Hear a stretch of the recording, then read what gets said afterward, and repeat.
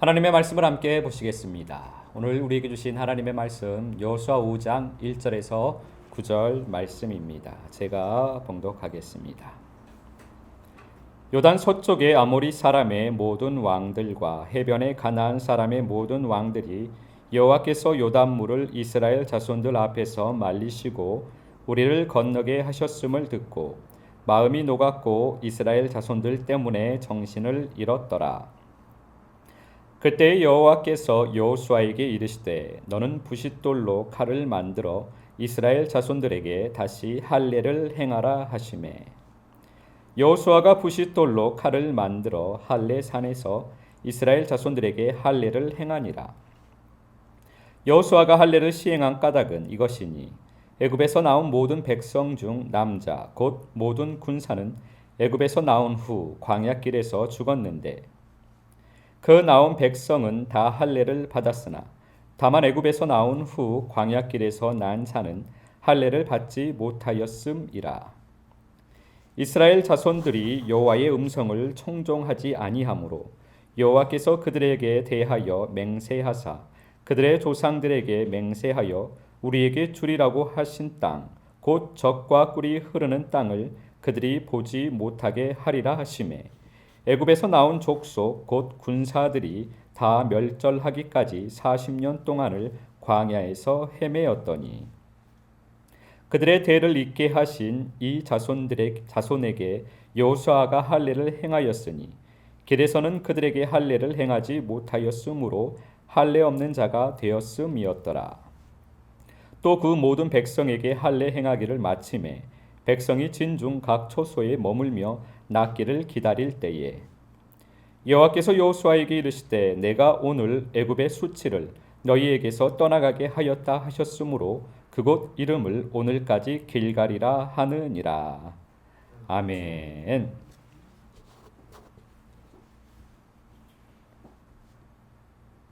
오늘은 말씀의 검이라는 제목으로 우리가 하나님 아버지의 말씀을 잠시 상고해 보도록 하겠습니다. 지난 시간에 우리가 할례에 대해서 말씀을 나누었습니다.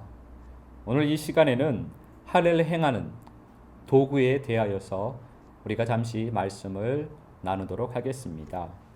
오늘 본문 말씀 2절 말씀 함께 보시겠습니다. 여호수아 5장 2절 말씀입니다. 제가 봉독합니다. 그때 여호와께서 여호수아에게 이르시되 너는 부싯돌로 칼을 만들어 이스라엘 자손들에게 다시 할례를 행하라 하시매 아멘. 이스라엘 백성들이 요단강을 건너고 나서 하나님께서는 여호수아에게 할례를 행하라고 하셨습니다. 하나님께서 여호수아에게 할례를 행하라고 하실 때 부싯돌로 칼을 만들어서 할례를 행하라고 하십니다. 다른 돌이 아니라 부싯돌로 칼을 만들라고 그 도구를 정해 주셨습니다. 부싯돌은 불을 만드는 도구입니다. 불을 만드는 돌로 칼을 만들라고 말씀을 하신 것입니다. 불칼을 만들라는 말씀입니다. 불이 나는 칼로 할례를 행하라고 하나님께서 여호수아에게 명령을 하셨습니다. 창세기 3장 24절 말씀입니다. 제가 봉독하겠습니다. 이같이 하나님이 그 사람을 쫓아내시고 에덴 동산 동쪽의 그룹들과 두루 도는 불칼을 두어 생명나무의 길을 지키게 하시니라. 아멘. 아담과 하와는 하나님의 말씀에 불순종한 죄의 대가로 에덴 동산에서 쫓겨나게 됩니다. 에덴 동산이었던 하나님의 나라였던 사람의 마음이 이제 그 마음이 짐승 가죽으로 덮이게 된 것입니다. 그것이 에덴 동산에서 쫓겨난 것을 의미합니다. 그래서 그 마음이 다시 하나님의 나라가 되려면, 다시 에덴 동산이 되려면 그 마음이, 그 짐승 가죽이 벗겨져야만 하는 것입니다. 우리의 마음에 다시 하나님의 나라가 세워지려면 우리 마음에 짐승의 가죽이 우리 마음을 덮고 있는 그 짐승의 가죽이 벗겨져야만 합니다. 즉 우리의 마음이 할례를 받아야 한다라는 것입니다. 그런데 에덴 동산을 이제는 그냥 들어갈 수가 없게 되었습니다. 왜냐하면 하나님께서 그룹들과 두루 도는 불칼로 생명나무의 길을 지키게 하셨기 때문입니다. 그래서 이제 다시 우리의 마음이 하나님의 나라가 되려면 그 불칼을 지나가야지만 하나님의 나라, 에덴 동산이 우리의 마음에 다시 이루어지게 되는 것입니다.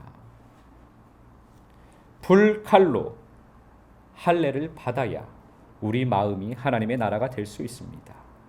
그래서 하나님의 나라인 가나안에 들어가려면 할례를 받아야 한다라고 오늘 여호수아에서 말씀을 하고 있는 것입니다. 민수기 21장 9절, 요한복음 3장 14절 말씀 함께 보시겠습니다. 제가 봉독합니다. 민수기 21장 9절입니다. 모세가 놋뱀을 만들어 장대 위에 다니 뱀에게 물린 자가 놋뱀을 쳐다본즉 모두 살더라. 요한복음 3장 14절입니다. 모세가 광야에서 뱀을 든 것 같이 인자도 들려야 하리니. 아멘. 지난 시간에 말씀을 우리가 나눈 것처럼 영적으로 광야 생활을 하는 믿음은 할례 없는 자의 믿음입니다. 그 사람의 우리의 본질은 그대로 있는데 예수 그리스도의 피로 덮여져서 하나님께 의인이라고 인정받는 것이 광야 생활의 믿음인 할례 없는 자의 믿음입니다. 광야 생활의 믿음은 항상 불뱀에게 물리게 되어 있습니다. 그 독이, 불뱀의 독이 바로 불평, 불만, 원망, 시기, 다툼, 분쟁 등입니다. 그래서 광야 생활을 하는 믿음인은 십자가를 바라보면서 예수 그리스도의 피의 은혜로 살아갈 수밖에 없습니다. 광야 생활을 하는 믿음인은 예수 그리스도의 피, 그 십자가를 바라볼 때 살기 때문입니다. 할례 없는 자의 마음에는 의와 평강과 희락이 없습니다. 왜냐하면 할례 없는 자의 마음에는 하나님의 나라가 이루어지지 않기 때문입니다. 히브리서 4장 12절 말씀입니다. 제가 봉독합니다. 하나님의 말씀은 살아있고 활력이 있어 좌우의 날선 어떤 검보다도 예리하여 홍과 영과 및 관절과 골수를 찔러 쪼개기까지 하며 또 마음의 생각과 뜻을 판단하나니. 아멘. 할례를 행하는 불칼은 말씀의 검입니다. 홍과 영과 및 관절과 골수를 찔러 쪼개는 검이 말씀의 검입니다. 말씀의 검으로 할례를 받을 때 사람인 내 마음의 생각과 뜻이 드러나고 심판을 받게 되는 것입니다. 그리고 우리의 마음이 주님의 마음으로 채워지는 것입니다. 사람인 내 마음이, 짐승인 내 마음이 주님의 마음으로 변화되어져 가는 것입니다.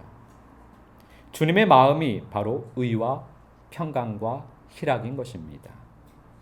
출애굽기 40장 38절 말씀 함께 보시겠습니다. 제가 봉독합니다.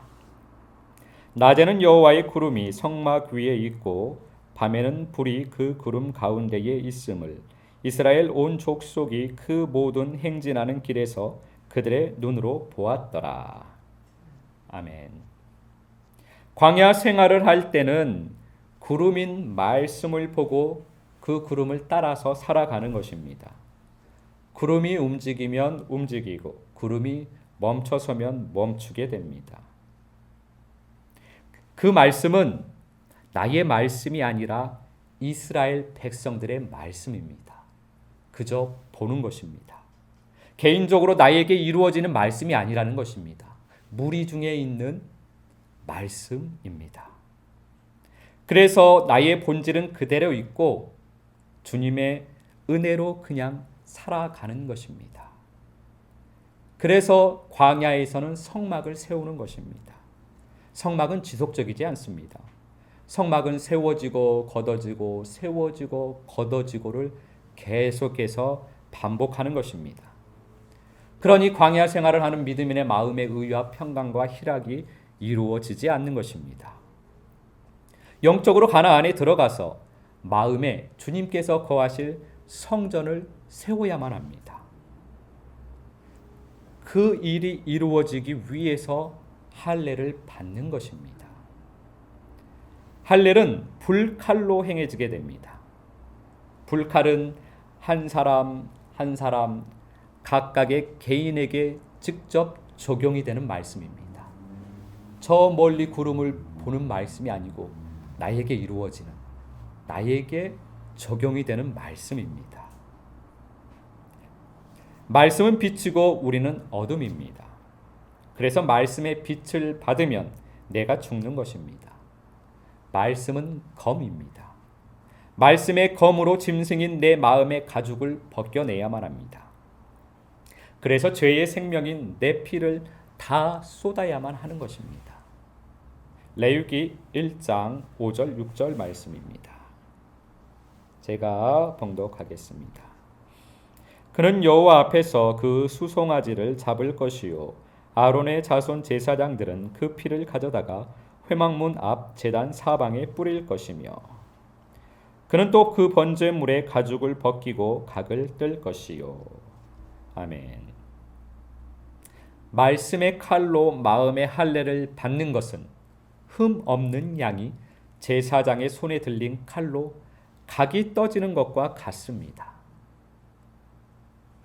양은 흠이 없어야만 각이 떠지는 것입니다. 예수 그리스도의 피로 흠이 덮여져야만 합니다. 그래서 아버지 앞에 흠이 없다고 인정이 되어야만 합니다. 그러면 제사장의 손에 들려져서 각이 떠지게 됩니다. 그 흠이 잘려지게 됩니다.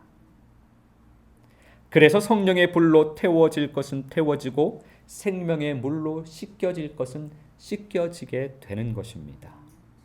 그렇게 되어 주님과 하나가 된 거룩한 피, 거룩한 생명이 되어서 지성소 안으로 들어가게 되는 것입니다. 이것이 바로 우리가 걸어가야 하는 생명의 길인 것입니다. 로마서 12장 1절 말씀 함께 보시겠습니다. 그러므로 형제들아 내가 하나님의 모든 자비하심으로 너희를 권하노니 너희 몸을 하나님이 기뻐하시는 거룩한 산 제물로 드리라. 이는 너희가 드릴 영적 예배니라. 아멘. 하나님께서 기뻐하시는 예배는 영적 예배입니다. 그런데 사람인 우리가 좋아하는 예배는 혼적 예배입니다. 지적인 깨달음이 있어 재미가 있고 논리적이고 스토리가 있는 설교 가운데 마음이 감동되어지고 결단이 되어지고 마음을 자극하는 찬양 가운데 은혜가 있는 그러한 혼적인 예배를 우리는 좋아합니다. 그러나 우리는 하나님께서 기뻐하시는 영적 예배를 드려야만 합니다. 하나님께서 기뻐하시는 영적 예배는 우리의 몸을 산 제물로 주님께 드리는 예배입니다.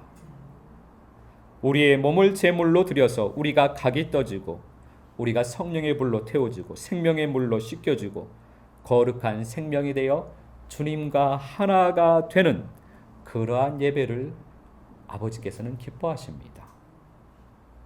그것이 영과 진리로 예배를 드리는 일입니다. 즉 성령과 생명으로 예배를 드리는 것이 영적 예배입니다. 제사장의 손에 들린 칼이 말씀의 검입니다.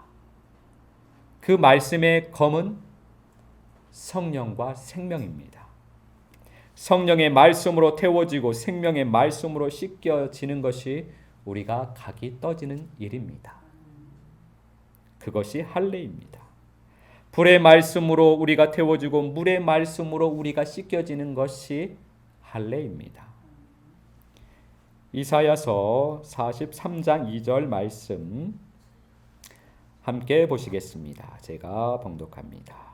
내가 물 가운데로 지날 때에 내가 너와 함께 할 것이라.